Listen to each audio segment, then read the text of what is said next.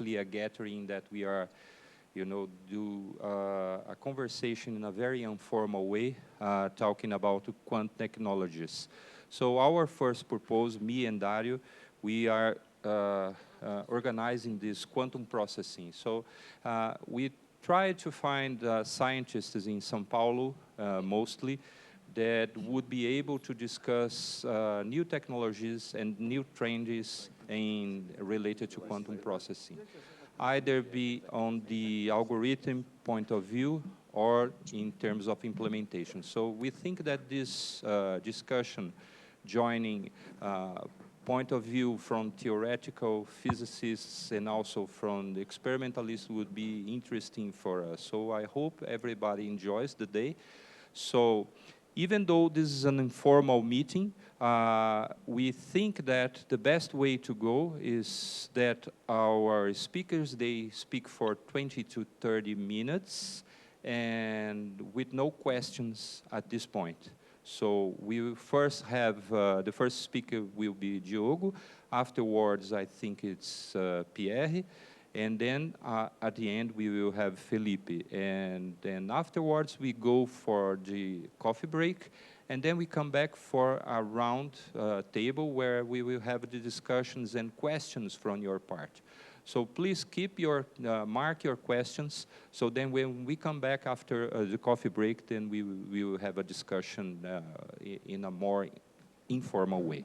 Yeah. Okay? Maybe just a couple of things. Maybe if there are questions that are really pressing in the sense that they obscure everything coming back, that is an exception that is acceptable, okay, let's say.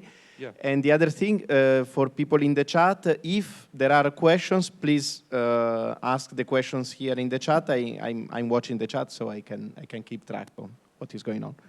Okay, Diogo, the floor is yours. Well, thank you very much, Dario. Thank you, Marcus, for having me here.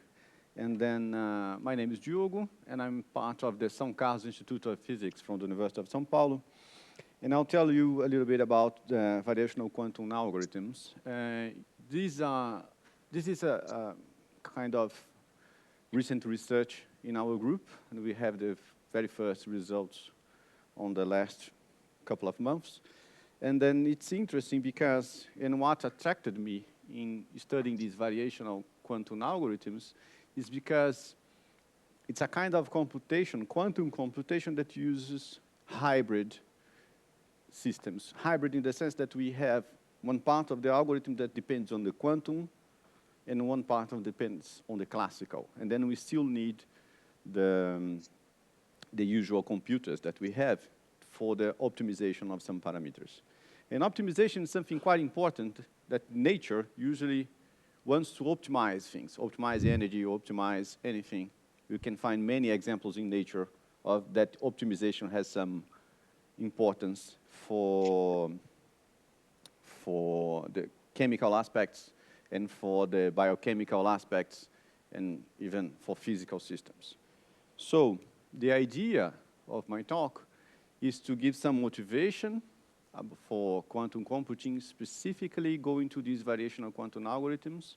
And then I'll split these algorithms in three parts, which are the cost functions, the ansatz, and the optimizers. And then we'll go to the conclusions to analyze what would be the advantages and disadvantages of these algorithms. Well, first of all, for you to have some idea, I took this image from this paper here, and this summarizes in some very good way how the connection of these quantum algorithms can be done in terms of different areas of research. These algorithms can go from any of these, mostly this area here. It's one of the most important applications of these variational quantum algorithms. Why?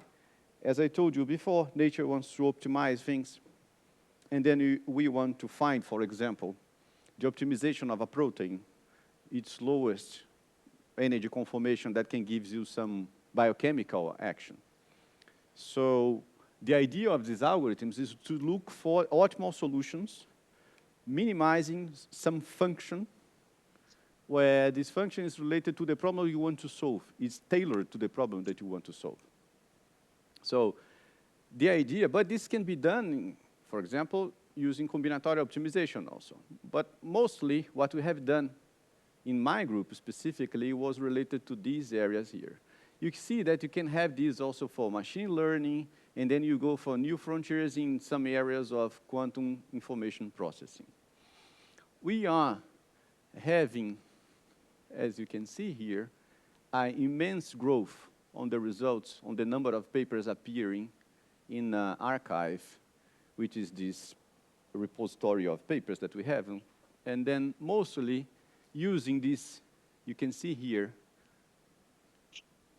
sorry. Well, you can see that you have the number of papers growing from 2014, when this area started, now to 2024, 10 years, and the number of papers is going 2 orders of magnitude, and then you can find in the literature appearing. These are some of the key topics related, which are quantum approximate optimization algorithms and the quadratic unconstrained binary optimizations. These are 2 ways of solving problems that we can handle. We can have these variational quantum algorithms. Well, what are these? What are these algorithms? First of all, we are in this era which is called noise intermediate quantum scale area. The idea is that we have enough qubits, but we don't need some error correction codes. We have enough qubits to process the information, but we don't need to correct, don't have too much qubits that you need to correct along the processing. It's a way to try to do some calculations, but with no need to put some more information inside it and turn it even more complicated to be done. So the idea is that we will have tenths of qubits, and then we can do the calculation for optimization of some protocol or some to solve some problem. Não, você podia ter vindo. Não, o auditório está enchendo agora. É que eu tirei ela da turma dela e chamei ela aqui para tirar umas fotos. Mas tem bastante aluno. Todas as escolas da I think it's Diretoria Norte de Ensino. It's not my voice, I swear.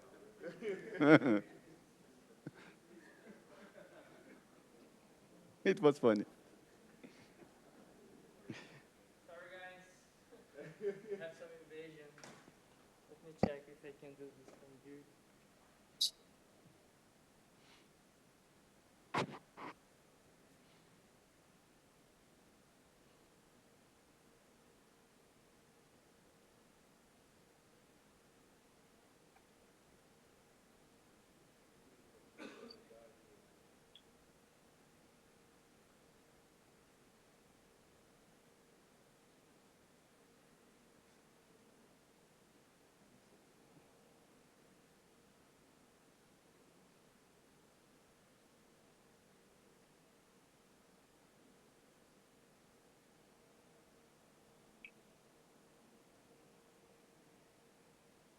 Tudo certo?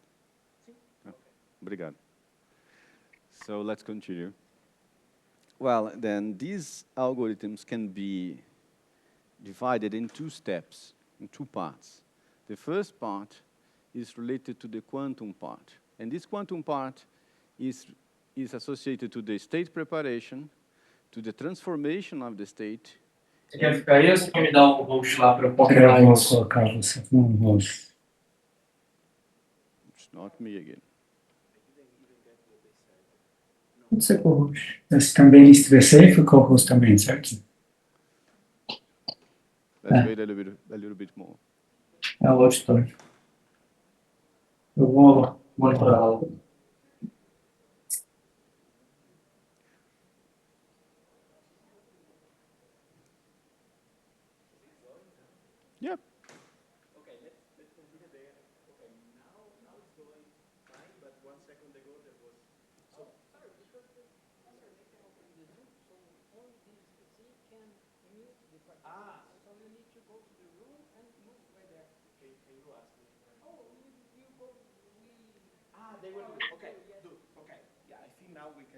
Okay. So we're going to have the quantum state, the state preparation, the transformation of the state, and measuring the cost function. This is the quantum part of this hybrid algorithm. The other part, the classical part, is to compute the cost function and the optimization process of the parameters. The parameters that in the classical part need to be optimized are implemented by the transformation of the quantum state. Since we can think about a circuit, a quantum circuit, as an unitary transformation, all the parameters can be indexed to the state from this unitary transformation. So this part here, we can have the transformation of the state, and then this part here, and calculate the cost function, and this part here, we can optimize.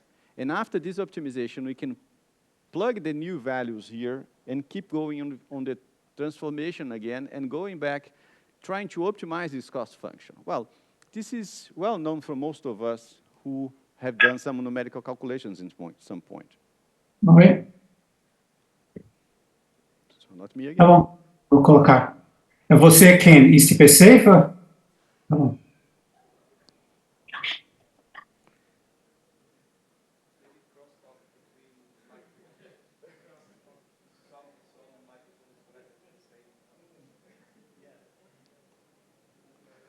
Someone took the microphone someplace else and is discussing something. Well, let's continue. So then we can do this optimization of this cost function. The idea is this. You have the preparation of the state, and implement the unitary transformation, which is basically the circuit, and then you have this function that you need to optimize for the parameters theta. And this function you plug into the classical computer and do the optimization part here. And then with the results, the optimal results of the parameters, you plug on the initial state here again and do this loop until you find the minimum value of your cost function. So whenever you find this minimum value, you get the output of your problem that you want to solve. Basically, you can do the preparation of initial state, implement this low-depth quantum circuit, which is a unitary transformation, and you can calculate this cost function, which can be optimizable. Then you take it to the classical computer, and then you do the optimization of the parameters using, for example, gradients or something that you can optimize. And then you restart the routine with these new parameters. The point is that this optimization process, although it seems nice to do this calculation, it seems a comfort zone for physicists who use it to do some calculations this way, we have some problems. Because whenever you implement these parameters, you have a surface of parameters that you need to optimize. And depending on the method that you use, we can have some trouble. We can have some local minima, not only a single global minima. Then if you get trapped in this local minima, you're going to have lots of trouble, because this is not the optimal solution of your problem. Depending on the number of the qubits you have inside of, you have for doing these calculations, you can find also easily one of these multiple local minima, and then you never find the solution. This is one problem. The other problem is that sometimes the optimization process, the gradient that you need to optimize these parameters here, go to 0. And then it receives a name. It's named Barring plateau. And then whenever you stuck to this Barring plateau, you have also a problem. And the idea of the Barring plateau is associated also, the appearance of a Barring plateau is associated also when you do the optimization. Because this optimization here, this function, this cost function depends on observables. You need to build the best observables tailored to your problem that can give you the solution. The idea is that for example, it's known from literature that if these observables are non-local observables, in the sense that you can measure two observables together, a correlation function between two or many other observables, you're going to have some trouble. You're going to get to this Barham plateau. And you need also always to have these observables for the cost function in a way that they are local to solve your problem. So, although it seems nice, and then we can solve lots of problems related to quantum chemistry, for example, we have these troubles. We have these problems associated with the construction of these circuits and optimization of parameters. So, the main structures of the VQA are the cost functions, the optimizers, and the ansatz. The ansatz are basically the unitary transformations. The cost functions, as I told you, you need to have some observables that, from these observables, you can build this cost function that can be optimized in terms of these parameters of the ansatz. And the optimization comes from these optimizers that you need to find clever ways to obtain the optimal parameters, or at least close to the optimal parameters. How can we, let's discuss a little bit about the cost function. The idea is to optimize one function that can have the observables, the set of observables, the set of initial states, and the unitary transformations inside of it that depends on the parameters. So, at the end of the day, for example, you can have such cost function that you need to obtain the solution in terms of the parameters theta. Well, and this is the, you know, that is some artistic way to build this cost function, in the sense that you need to find some unitary transformations that are the best you can have, and the observables that are the best observables that you can have. It's a kind of guessing game to find the solution of this problem. So, how to build? You need these unitary transformations. You get the initial state. For example, here an example of 4 qubits in the ground state, the zero state, and you have the unitary transformation, and at the end you get this transformation. You have the final state that you need to optimize in terms of the parameters theta. Here you can see that surface related to the cost function in terms of two parameters. You see that it can be quite complicated. Although you see here in the middle, you can find the lowest value of the cost function. You see here in this point here, you have also local minima to solve your problem. It's not easy to find. You can get from your calculations, you can get in each of these places here, and then it's difficult to see if you got the best solution for your problem. So one of the algorithms that, one of the observables that we can have, which was one of the most useful observables that you can have for this kind of optimization process, is the energy. So you have the Hamiltonian as the observable, together with the transformed initial state in terms of the parameter theta, and then it's basically, you turn this problem into a problem of finding the minimum energy of a given Hamiltonian. This is one of the well-known problems in physics, in computational physics. And finding this ground state, it's you can have the solution of the problem indexed there. So the ansatz basically is this unitary transformation that can be split into parts, and then each part with a parameter theta. And then you can see here, for example, how this can be done. You see you have a sequence of this parameter theta, u, in terms of theta, and then you can apply these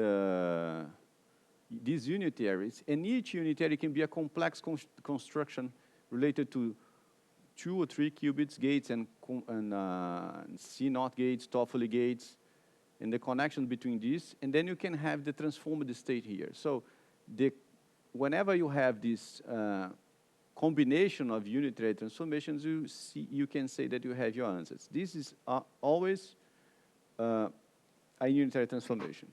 So you need to be clever to find a proper answer for your problem. And these answers can be inspired by the problem or cannot be inspired by the problem, depending on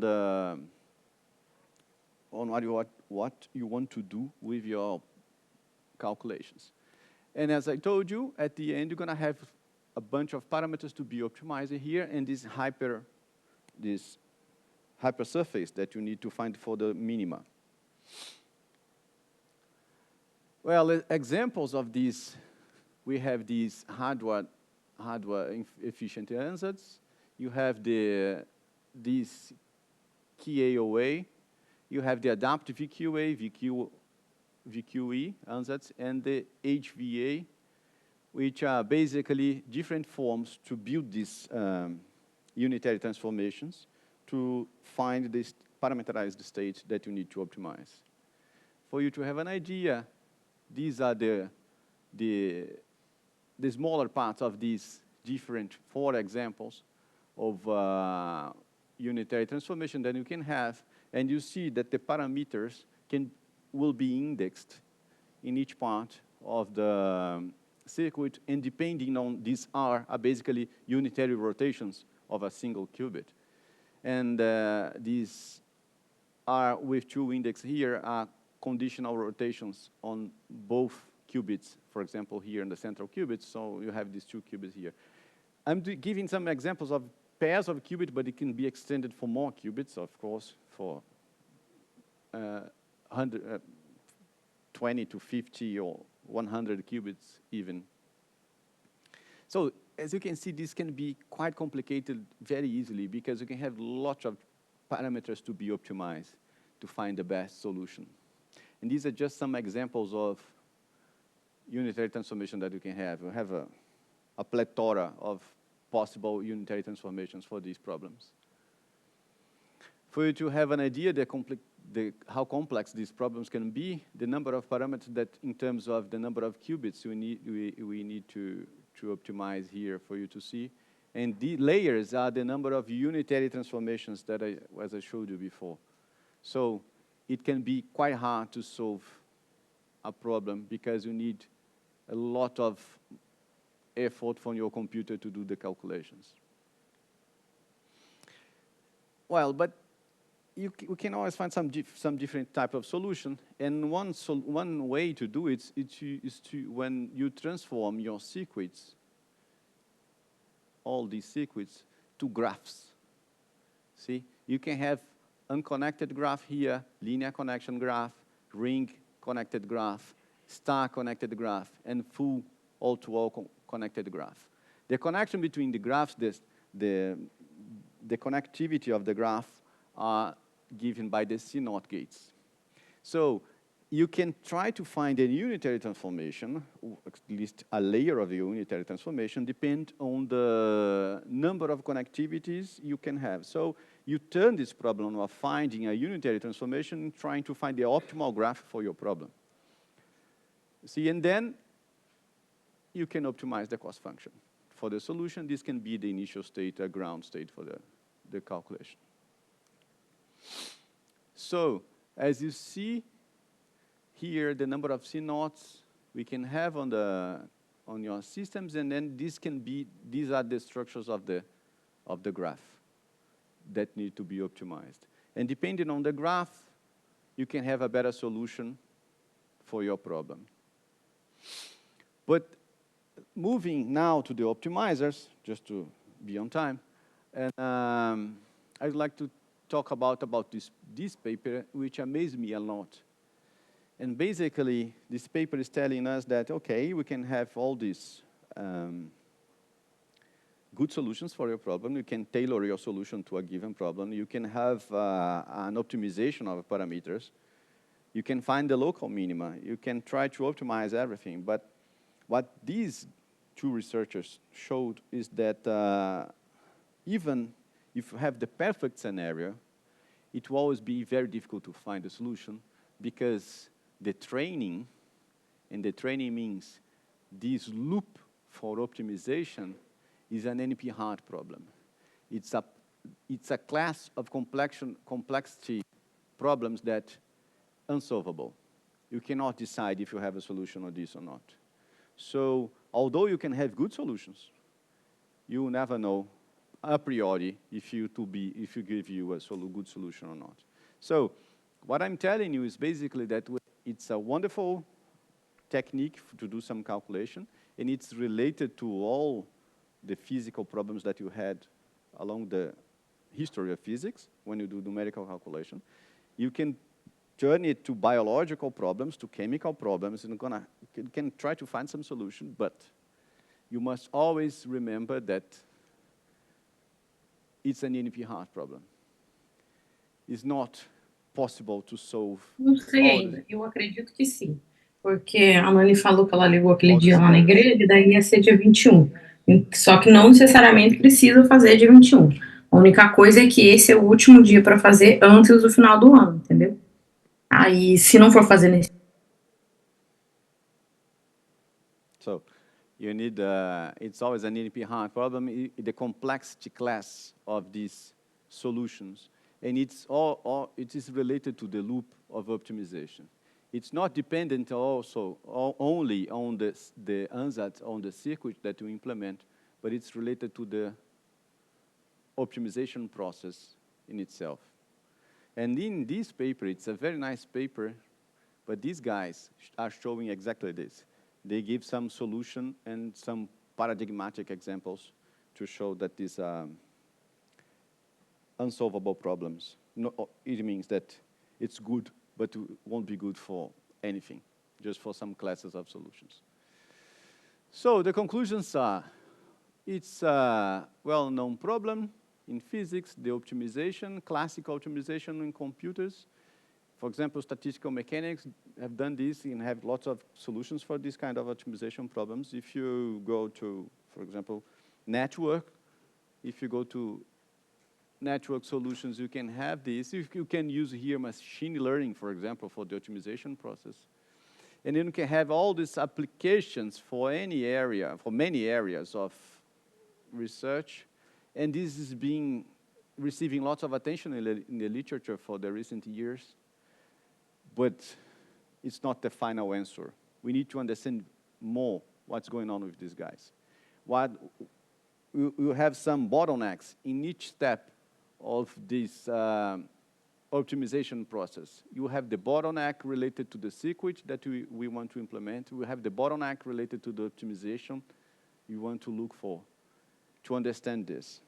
So it's a good place it's a good area to invest your energy, but you need to be careful because we have these bottlenecks, and these bottlenecks are not easily solvable. This is it. I just want to acknowledge the financial supporters, and thank you very much for your attention.